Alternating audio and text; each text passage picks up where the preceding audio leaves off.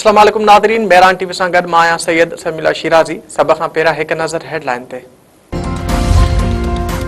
Security forces जो डेरा इस्माइल खान में दहशतगर्दनि ख़िलाफ़ ऑपरेशन कार्रवाई में फितनतुल हिंदुस्तान जा 7 ख़ारजी बारजी विया। हथियार ऐं बारूदी मवाद हथ।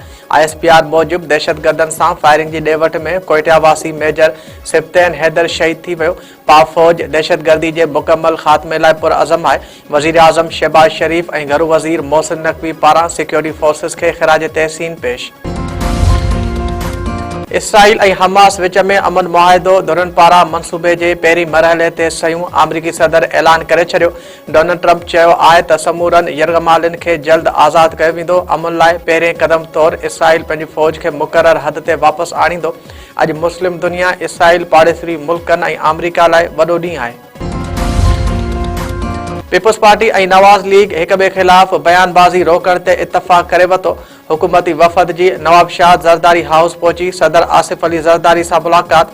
नायब वज़ीर आज़म इसहाक डार ऐं स्पीकर अयाज सादिक सदर खे वज़ीर आज़म जो पैगाम पहुचायो।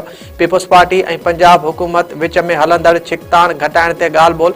ज़रनि मूजिबि मुलाक़ात में तइ कयो वियो त ॿई पार्टियूं हिक ॿिए ख़िलाफ़ वधीक बयानबाज़ी न कंदियूं ऐं कंहिं बि इशू ते ॻाल्हाइण खां अॻु हिक ॿिए जो मौक़िफ़ ॿुधो वेंदो। ज़रनि जो वधीक चवणु आहे त सदर आसिफ अली ज़रदारी मुलाक़ात में हुकूमती वफ़द खे चयो त पंहिंजे माण्हुनि खे सम्झायो नथा चाहियूं त मामला ख़राब थियनि।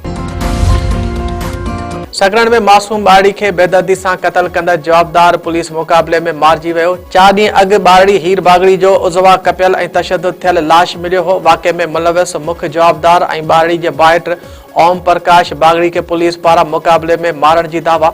सकरण पुलिस जो चवणु आहे त जवाबदार जी गिरफ़्तारी लाइ असगर कॉलोनी में कार्रवाई कई, जंहिं दौरान जवाबदार फायरिंग करे ॾिनी। पुलिस जी जवाबी फायरिंग में जवाबदार मौक़े ते मारिजी वियो।